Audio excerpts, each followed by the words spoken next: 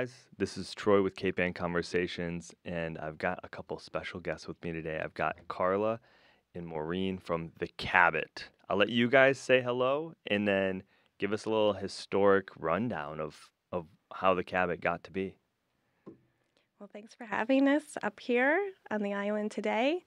The Cabot, the Cabot as a nonprofit organization is 10 years old this month, actually. So a very exciting anniversary. But the theater on Cabot Street is 104 years old. So it was opened in 1920 by the Ware brothers, two brothers from Marblehead who were vaudeville performers. Because in 1920 it was movies and also vaudeville. And about 20 years later, E.M. Lowe Theaters started to rent the building, and then they later purchased it. And in the 70s, when most movie palaces were being demolished or turned into adult theaters, the Cabot, as we know it today, was bought by a magic company. And it was run as with a continuously running magic show for 36 years. That is in the Guinness Book of World Records. And when Cesario Pelaez, the powerhouse behind that show, passed away, the building ended up going up for sale. Again, fearing demolition or condoizing, it was saved by some citizens who, 5 Beverly citizens specifically, who founded the nonprofit, The Cabot.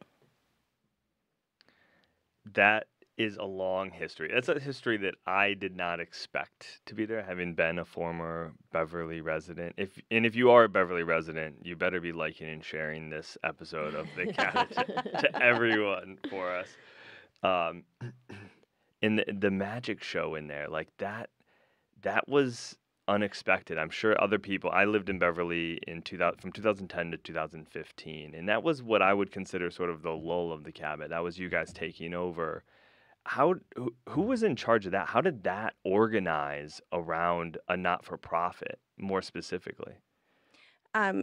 So you mean The Cabot as it is today? How did that organize? Yeah, like the not-for-profit version of it. And then it came out as this venue hub more than like an owner-operator of a magic show before, right before this happened.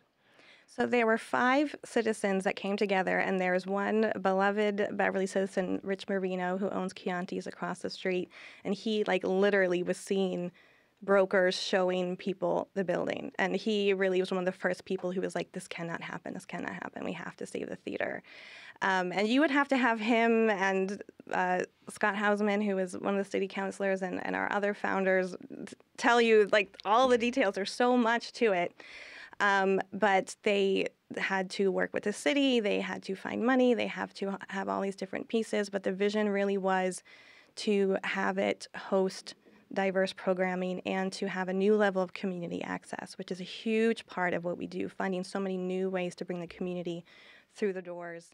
And they really started with film. It was a priority to get a digital projector because they still only had an analog projector at that time.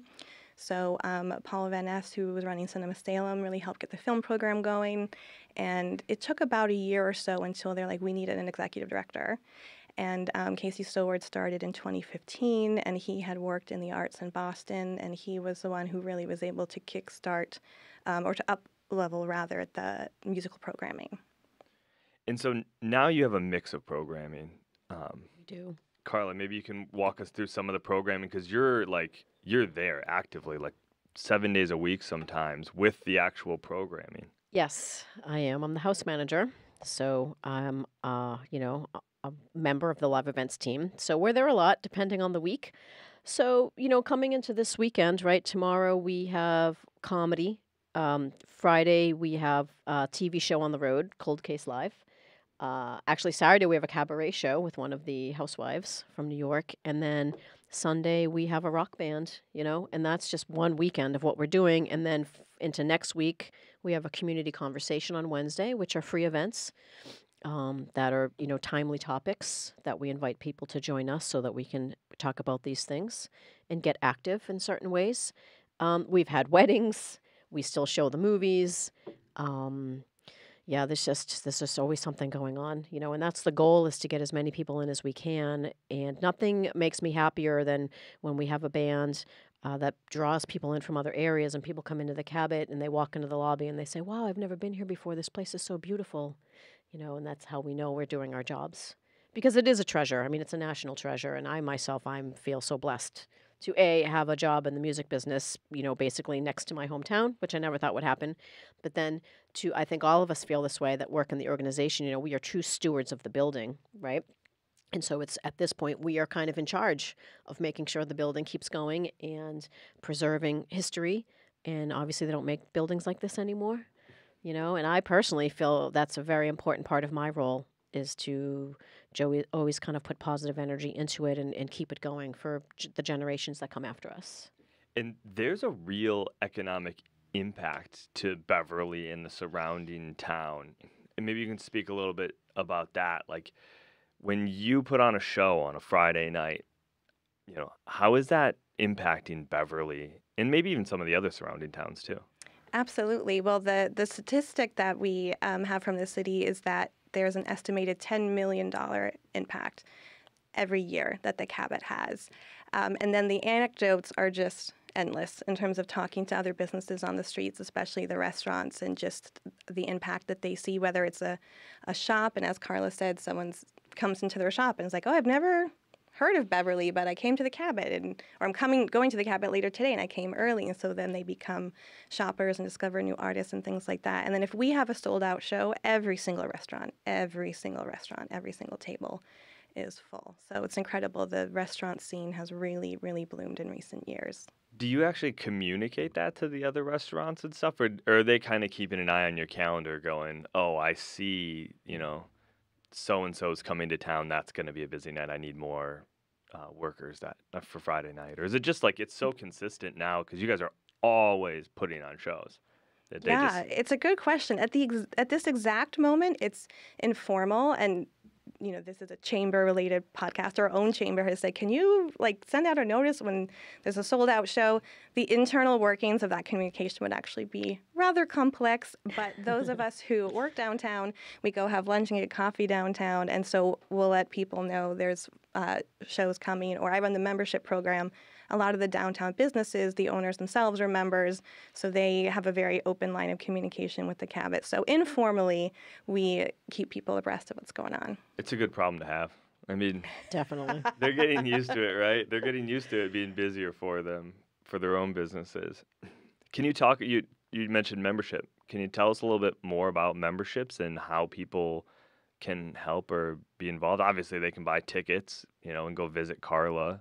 Like she's hanging out with Donny Osmond. Absolutely. I don't think you can go to the Cabot and not see Carla. Although you might be a blur because you're moving between the artist depending and on the the front night. of house and security Yes. and everything else. So yes, membership is such a joy at the Cabot because we have some people who become a member because they want something specific. So like one of our big benefits is that you get to buy tickets before the general public. So we'll have people who maybe even never heard of us, but their favorite person is coming. So they'll get the tickets and they get the membership to get the best seat. But we also have so many people who buy memberships just because they want to support the Cabot. They maybe went to the magic show growing up. They see what we're doing. They want us to exist, And I'm like that with my Audubon membership, right? Like I don't look at my Audubon membership and say, did I go enough times to make it worth it? Like I want the Audubon to be there forever, so I'm a member. So our membership community really is sort of the hinge, that pivot point in a way between what you would call a business side of like live events, selling tickets, working with artists, booking, and then the community side of we need funds for the building, we need funds for operations when there's lulls, we need funds for so many things. I mean, running a live event venue, running any live event venue is a challenge, and we have a century-old building. So to be working in a building that needs millions of dollars, we've already put $8 million of renovations in the last 10 years. And right now we're in a campaign for $5 million more. So it's a lot. So I went off the rails a tiny bit with that, but in terms of being a member... Yeah, what's the cost? Or what are the membership levels? Just because some people that are going to be listening to this aren't members, or maybe haven't even been to the Cabot, but they'll probably realize that it's actually relatively affordable. It is so affordable. $5 a month, my friend, is the basic membership level. And that gets you, the biggest thing that gets you is to be in for our ticket giveaways. So at least every other month, and even more so on our Facebook group. We have a really active Facebook group. We will look at shows where we have room to bring members in. So you get So just for $5 a month or $60 a year, you get emails from me every week letting you know what's going on at the Cabot. You know what the acts are first. You get invited to free events that we have for breeding that community sense, and you can get free tickets. It's wonderful. I can think of a few members who are like living on Social Security, so they have so little discretionary income, but they pay that $60 a year, and they end up coming to like $200 or $300 worth of show tickets during the year. So that access is really important. And then we have like too many levels. We could have a whole podcast on the membership community. We have so many levels. It makes it a challenge to manage sometimes, but it's truly because there's something for everyone. So our most popular level is the 175. That gives you pre-sale access. Then our 500, you get free movies all year. You get free ticket exchange. And then our 1,000 level, you actually get free tickets to our opera boxes, which are like these little wings from the balcony. And it's a really, really cool experience to sit up there just for members and sponsors. So that's a little bit about membership. Is there a different like corporate membership, or is it just individual memberships today? Good question. So we also have a sponsorship program. Okay, yeah, that's what I mean. So you can be a sponsor for as little as $500, which is, I think, absolutely amazing because I've had my own businesses, so it's nice. It's available for small businesses. So that's a movie sponsorship when we do our $1 movies for the community. So you get, your logo on there and everything. You get to say a few words before the movie, and then it just goes up from there. So the higher levels, you get those opera box access. So depending on your business, you might use it as a perk for your employees, or you might bring clients to a show, and then all of those happy, healing power of music, good vibes are associated with your business. So that's another way to get involved. Carla, you were telling me about a story of your favorite time there, but and maybe you can just give that really quick. What was your favorite? Sure. Yes. Well, I have many, but I will say my most favorite, like we talked about, was my experience with Donny Osmond. And I've been doing this a long time, so I have a lot of really great experiences, and the entertainment business is it's spectacular, and just the experiences that you have, it's quite astounding. So Donny came in, and and I have found this with all of the global superstars. They're just so nice and generous and down to earth. Jay Leno was the same way. And Donny came out after the show, and there were about 60 women in the parking lot wanting to get autographs. And so he came out with his manager and myself and our security team, signed all the autographs, interacted with all these women who, like me, loved him growing up, still have one of his records that he made with Marie, the Purple Album. He did that for a pretty long time, and then we were walking him back to his vehicle, and he was so just happy and calm and lovely, and he put his arm around me as we were walking kind of side by side, and I was like, okay, I'm going with this, and it was just a very cozy, pleasant conversation, all good vibes all around. And I'm just walking with him when we were practically like nose to nose, and we're barreling through the parking lot because we're trying to get him to the safety of his vehicle. And he just told me he had such a great day in Beverly and how nice everybody at the Cabot was. And I just had like a real person-to-person exchange with like this global superstar. And like I said earlier, my goal is you have to keep it professional at all times, because you are at work. And that's kind of one of the caveats of the business is you can't fangirl on anybody. This is not what you do. But in that moment on the inside, I was absolutely freaking out. Like, I cannot believe this is happening. And this was on the tails of like a 15-hour day. It was midnight maybe. I'm exhausted. I'd been there since 7. And we get him before we walk him to the bus, and he turned around and he hugged me and he thanked me. And then he got onto his vehicle. And in that moment, I was like, I love this business so much. You might have the coolest job on the North Shore. Right? I'm like, I'm so tired and I'm a little fried, but that was amazing. And I rode that wave for weeks. I'm still jazzed about it. It was been a year and a half. Your Jay Leno story was so good, too, because, he's a car guy, so we were all so curious, like what he would drive up in. Mm-hmm.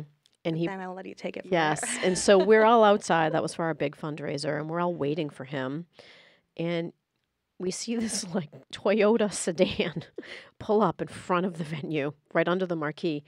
And an older gentleman and what looked to be his wife gets out. And then Jay Leno gets out of the car. And he just walks right into the lobby. And we were all down the way at the parking lot.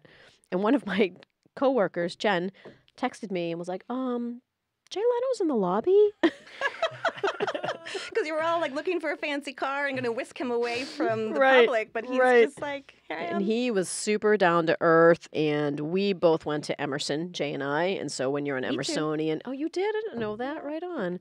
So we have that connection. He was lovely.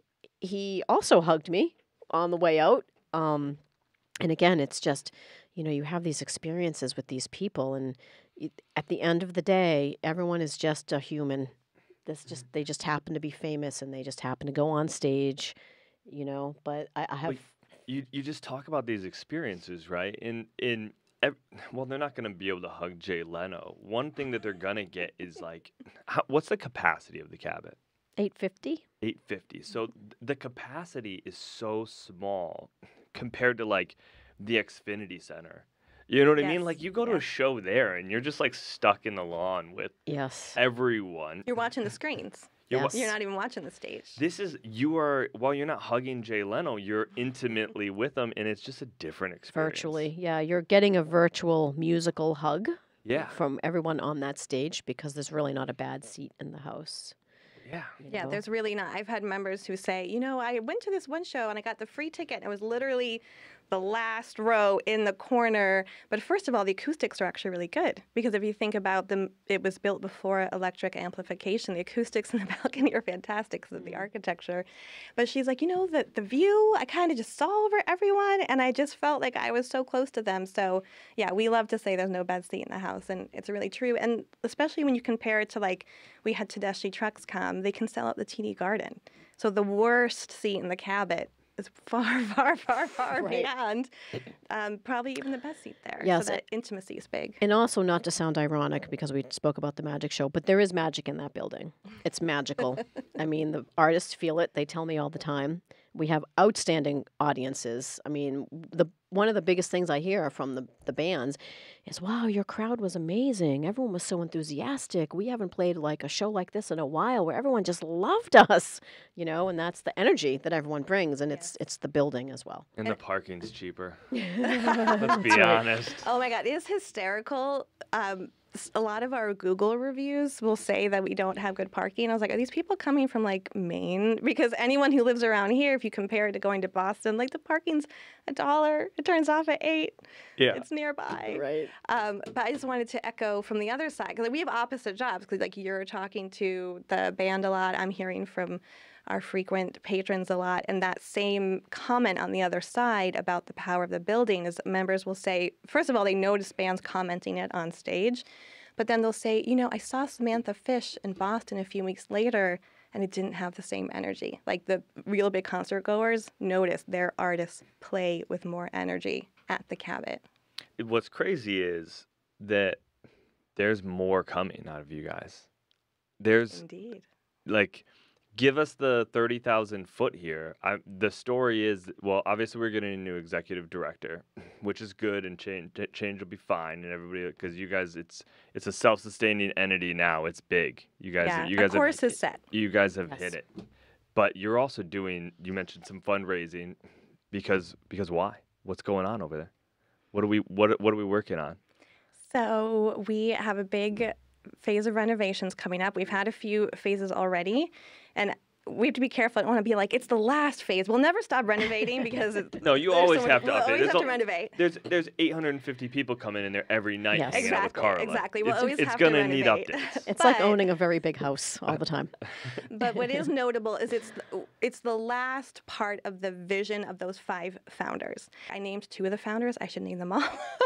The other folks were Henry Bertolon, Bill Howard, and Thad Samasco. And most of those folks are still on our board, which I think speaks really well to our community. But the next phase of renovations will be kind of finalizing what their vision was. And so the 3 big areas, one is the facade, and we'll be renovating the entrance portal to mimic the 1920s, so really restoring our history there. And then we'll be doing more along the side of the building, which I can say more about, but I would leave it to Carla to say the need for some interior work to improve artist spaces as well. Yes, we'll be doing a green room update as part of the renovation. Which, our green rooms right now are just fine. I will say more of the magic is the coziness. The whole theater is very cozy. And so when the artists come in, they come into a cozy space. And when you're on the road, you don't know where you are. You don't know what day it is. Maybe you're missing home. And then you come into our green rooms and it's just it almost looks and feels like an apartment in a way. And you sit down on the couch and you relax. And then you have a great day in Beverly and you go get a taco or you go thrifting or buy some vinyl. And then you get on stage and you rock the house, right? And so that's all connected. So to upgrade the amenities for the artists will be spectacular. So that'll take place when we do the overall renovation. And then that will allow us to, when we have world-class facilities, we'll bring in more world-class artists. We already have, but we'll continue on that path for sure. Yeah, you guys have done other renovations, so it's all gonna get there, and it's gonna be an even better experience. Which I'm sure most people listening to this can't even imagine that it could get any better than it already is. Let's be honest. But for those that haven't been there, just paint a little picture for them. So it's like you can come there, you can get some food, you can get a drink there. There's a bar, right? Free. You can 3 bars. Yes, I have to say, when I was in college, I worked at Sanders Theater, which is on Harvard University, and it's like beautiful pews that all of like the transcendentalists have sat in, like maybe not quite that old, but definitely very old. And so you could not have food and drink in the theater. So in my mind, I always had historic theater equals no water. And when I started working at the Cabot, and there's cup holders and there's 3 bars, and it's not just, you can bring your water in. It's like, get a specialty cocktail from the balcony bar and then go on in. Yeah. It's definitely part of the experience. And enjoy the show. It's like let your shoulders down and go have some fun place. It's not a stuffy theater. That's like the opposite of what you guys are going for. So if people haven't been there and you're listening to this, go check it out. If you have been there, go grab a friend and bring them in. It's an experience, and it's right here in our backyard. What else can you ask for? No Boston traffic, no garage fees. Absolutely. No insanity. It's so simple. So tell us a little bit how people should support you. So we got the membership. We knocked that off. We can buy tickets. Where do they got to go to buy tickets? Thecabot.org. Always Super from easy. there. There's no like Ticketmaster intermediary, nothing to that effect. No, there's no Ticketmaster. Look at that. There's- All of this goes to the not-for-profit. Yeah, so it's all on our website. And actually, on that note, it's just something that we always like to bang the drum on all the time, because there's so many good ticket rip-off sites these days that if someone says, this show's coming to the Cabot, and you Google the Cabot something else, there's scalpers who have paid tons of money for theirs to come up first. So do really always try to take a second and see that URL is thecabot.org, or you might get scammed and we won't really be able to help you. Yes, and I would say, on the average week, if you're buying a ticket for $400 for a tribute band, that's not coming from us, It does happen, unfortunately. Also, for the locals, they can come into the box office and save on the fees. We encourage that, and that's it helps us even more, and it helps the patron as well. And I would say to sign up for our emails, even if you just open the Friday morning one, you'll get a sense of it's live music, it's movies, it's the community conversations Carla mentioned. Those happen every month. It's we have a filmmaking program for students that you can support. We have the dollar movies, which happen during vacations. We have so much. I can't even tell you, like... When our team sits down together and we're like, okay, we're launching Polar Express. Okay, we're getting ready for Giving Tuesday. Okay, we have community conversation. Okay, are we sending an update about the renovation? Like, we could send an email every single day, and we have to work really hard to not have the box office and development and somebody else like all email our patrons at the same time. It's such a dance because there's just so much going on every single week. You hit on something there, like the dollar movie. There's other stuff that you're doing from a community development perspective like that. Are there other like ticket promos like for senior citizens or for veterans or for what other stuff goes Oh my on gosh, like that? so much. So we give away tickets through Pathways for Children, but if you are someone who knows a family in need or works with an organization, like let us know. But we often rely on Pathways or DCF to give family tickets away. And we work with VetTix, VETTIX. So if you're a veteran, you can get tickets not just to the Cabot, but you can get sporting events and stuff like that. So we've given away almost 1,000 veteran tickets already this year. We also do $5 tickets for EBT card holders. So you can call our box office to get those. And what else do we do, Carla? We do so. Just But you can endless. always reach out. Yeah, you can always reach out to us because I feel like I'm definitely missing something, as well as having the dollar. Oh, Teachers, you said students, seniors. Seniors. So seniors, we do a lot of free matinees. So just completely free, and they'll be at like 2 or 3 o'clock. And sometimes we'll actually coordinate with senior centers that they can provide transportation. So yeah, those things are free. So yeah, email, follow our social media so you can see what's coming. That's perfect. We're gonna wrap there. I mean, the Cabot is an icon on the North Shore, not just Beverly. You guys are doing a phenomenal job. If you haven't checked this out and you're listening to this, guys, go check it out. It's really cool. We'll be happy to we're see you. we're super special. A lot of these theaters have gone away in other towns. They're not there. We Yes. have a gem right in our backyard. So If I can throw a stat at you, there used to be 20,000 movie palaces, and there's only a little over 200. So we're really a survivor in the whole U.S. in the whole U.S. And we have one right here. Yes. And you listening to this person haven't even been there yet. Like, get off the couch. Come on down. Carla, Maureen, thank you guys so much for coming on here. And thanks for all the work Thank you you. do at the Cabot and in our communities. I appreciate you. Thank you. Thank you.